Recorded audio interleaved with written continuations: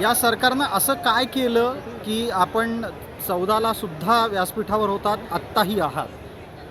या सरकारने हिंदुत्वाचा जो आवाज आहे हा बुलंद होण्यासाठी सगळ्यांनी एक व्हा अशा प्रकारची घोषणा केल्यामुळे ही आम्हाला आवडली नाही. म्हणून मला वाटतं आम्ही सर्व साधुसंत त्यांना आशीर्वाद देण्यासाठी आलेले आहोत.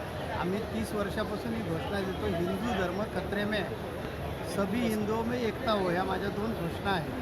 आणि त्याचबरोबर योगींनी आणि माननीय पंतप्रधान नरेंद्र मोदीजींनी दिल्या. नरेंद्र मोदी बोलले की एक है तो सेफ आहे, आणि तीच माझी घोषणा आहे की सभी हिंदुओं में एकता हो, अशी घोषणा आहे. आणि योगीजी बोलले बटेंगे ते कटेंगे, आणि तेच मी सांगितलेलं हिंदू धर्म खतरे में आहे. तेव्हा हिंदू धर्माची वोट बँक आज आहे याची जाणीव आज राजकीय पक्षांनी झाली, ही अत्यंत सौभाग्याची गोष्ट आहे आणि ती पुढे होत राहील.